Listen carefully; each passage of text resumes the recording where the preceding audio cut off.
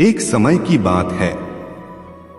एक राज्य में एक प्रतापी राजा राज करता था।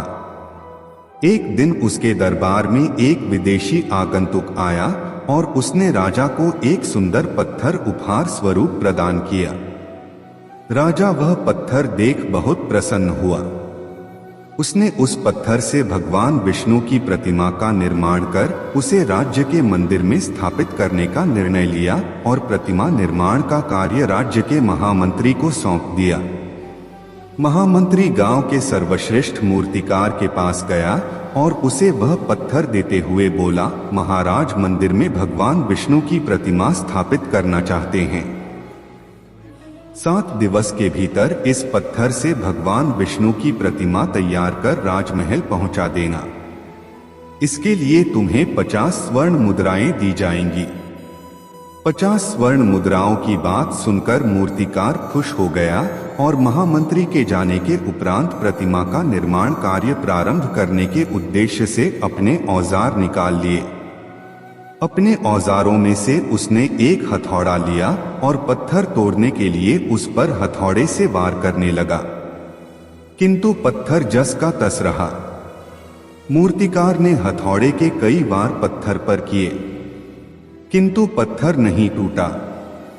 50 बार प्रयास करने के उपरांत मूर्तिकार ने अंतिम बार प्रयास करने के उद्देश्य से हथौड़ा उठाया, किंतु यह सोचकर हथौड़े पर प्रहार करने के पूर्व ही उसने हाथ खींच लिया कि जब 50 बार वार करने से पत्थर नहीं टूटा तो अब क्या टूटेगा।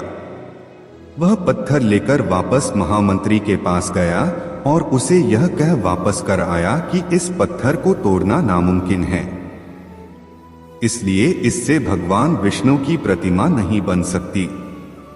महामंत्री को राजा का आदेश हर स्थिति में पूर्ण करना था, इसलिए उसने भगवान विष्णु की प्रतिमा निर्मित करने का कार्य गांव के एक साधारण से मूर्तिकार को सौंप दिया।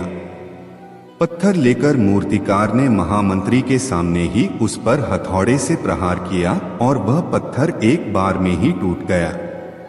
पत्थर टूटने के बाद मूर्तिकार प्रतिमा बनाने में जुट गया।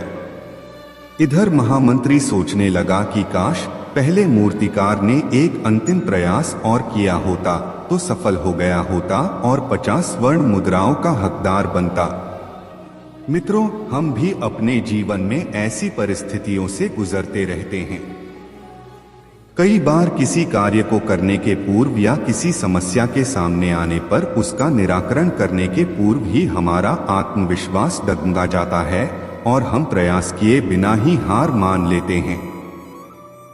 कई बार हम 1-2 प्रयास में असफलता मिलने पर आगे प्रयास करना छोड़ देते हैं, जबकि हो सकता है कि कुछ प्रयास और करने पर कार्य पूर्ण हो जाता या समस्या का समाधान हो जाता।